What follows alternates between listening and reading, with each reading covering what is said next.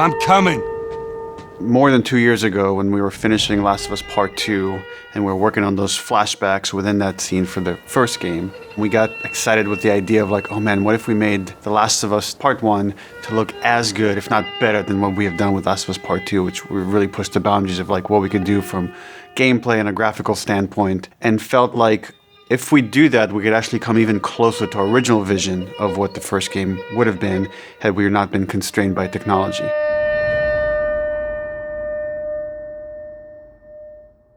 The original creative vision of The Last of Us, I think in a lot of ways was larger than what the PlayStation 3 was capable of.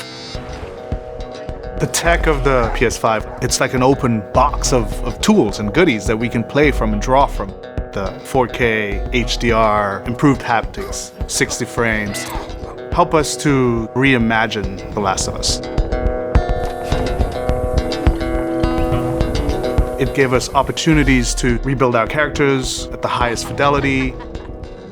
Not only are the characters more detailed, I mean down to the irises and the pupil depth. You know, you fall into the eyes of the characters.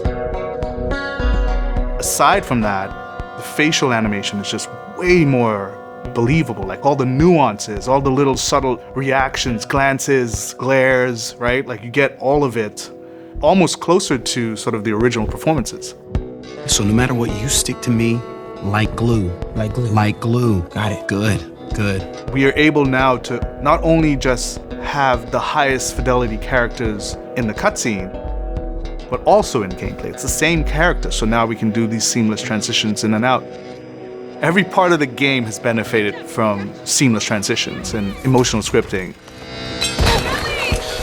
Pretty good, huh? Our stories happen in gameplay, on a stick. She knew my mom. All this stuff is designed to keep you constantly in this world. Riley, come here. Now you got this, go.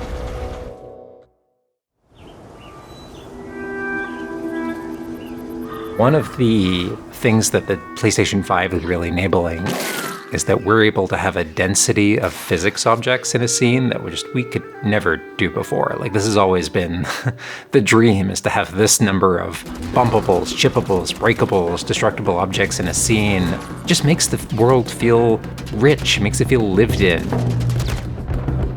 Materials can have the properties that you'd expect.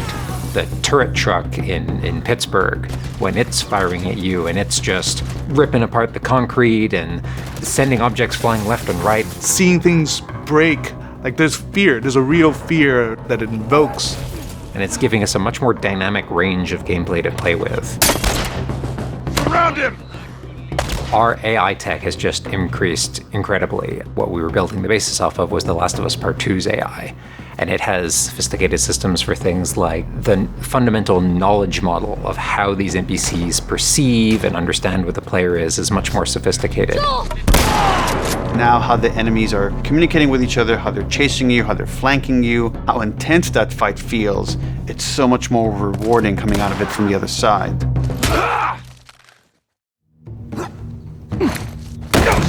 Get out! One of the other big AI improvements is the buddies. The buddies technology that we developed for The Last of Us Part 2 has this very sophisticated understanding of like, okay, this is where the enemies can see their exposure. We not only have exposure, we have future exposure. So buddies can know, okay, that enemy is walking forward and they're about to round this corner. So in 3 seconds, that corner is going to be exposed. So I'd better move now to avoid this enemy seeing me. This really lets the buddies make very complex decisions and maintain that feeling of stealth much more believably. Another big enhancement to the gameplay is that we have this technology called motion matching. Motion matching is this technology that's basically using logic that tries to match the desired movement to a bucket of hundreds of animations. A mocapped actor has gone in and run this whole gauntlet of movements to get a really full set of all the different ways a person can move. And then it's basically every frame trying to find the best matching animation that fits the path of where the character is going to go. And this motion model just gives this really seamless sense of transition. The player's movement is just a lot cleaner. It's this really smooth, organic movement through the space. First, we just had to build that core experience. And then beyond that, we wanted to add several features that fans have been asking for. For example, we now have a permadeath mode.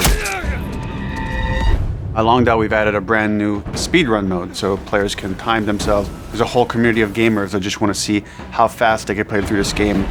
Beyond that, we added a bunch more of unlockables. So there's all these different outfits for Ellie and Joel that people can unlock. A model viewer mode, so people can really appreciate the details. We added award-winning accessibility features. Every single accessibility option that we offer, that's a barrier removed for someone. As she surveys the apartment, her eyes wander to Joel. She steps past the couch. He wears the wristwatch Sarah gifted him, which now has a cracked face. To my knowledge, this is the first PlayStation game that has audio description built into the game, built into the cinematics. Now it's nighttime. Joel stirs in his sleep. And that's really the way we've tried to push the frontier of accessibility on this game.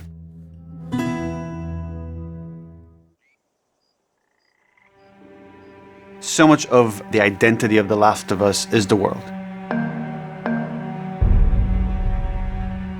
We revamped completely the art direction. You know, everything from these expansive vistas that not only are they beautiful, but you feel the environments. You feel the environments in a much more visceral way. The rooftops overlooking the Capitol building, for example, like just the breath of fresh air when you go up there and you just like, you feel that sort of release in tension.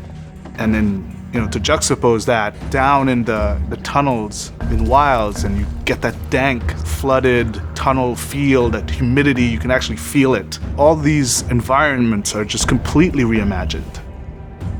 Now we got our engine on the PS5, those haptics, the 3D audio, the fast loading. It really creates a much more immersive, and because of that, much more emotional experience. One of the things I absolutely love with the 3D audio in The Last of Us Part 1 is being able to hear an enemy before they sneak up on you. And trying to do a stalker fight with the 3D audio is just so much fun. You're hearing them skitter around in a different room, and you're hearing them trying to get up behind you.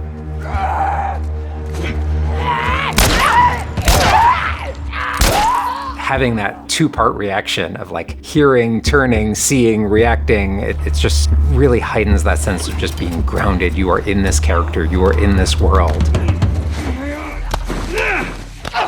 Now, with the PlayStation 5, the amount of control that developers have over the Dualsense, it's really, really cool. All the guns in the game have a variable amount of resistance on the triggers when you aim them. The way it works with the bow is that at the very beginning, when they're starting to draw the bow, there's a little bit of resistance. And then as the bow gets tauter and tauter, the amount of resistance is increasing. And then when you release the bow, you're also getting that resistance going out of the trigger. When you are aiming and firing the shotgun, you're going to get a haptic vibration on the shot. And then what I think is one of the ways that the Dualsense really advances things is you're going to get a haptic vibration on the pump of the shotgun. And what's much more sophisticated about that on the Dualsense is that in effect has a little like speaker in it. And it's playing an audio file that comes through in the vibrations. And those two beats is what you're going to feel on the controller. Looks like a good spot. This also ties in to the new workbench animations. So if you're seeing Joel taking apart a gun or screwing something in or putting a new stock on a gun, that moment where he's like jamming that on, you're gonna get that haptic feedback on that. We have, haptics all across the board, for all the moments you kind of expect, for clambering, jumping, landing, meleeing, getting meleeed, like all those kind of high intensity moments we have represented in the haptics. What I personally absolutely adore is the way we can enhance the really quiet, subtle moments of gameplay. So it's like when Joel goes in to pet the giraffe, getting that little light touch on the haptics as he's petting the giraffe. To me, that's the essence of The Last of Us. It's the high tension moments, it's the low tension moments, it's all of it feeling grounded. You're feeling immersed in this world. It's all about bringing you along with that story in as many ways as we can. And that's what the new technology on the PlayStation 5 is allowing.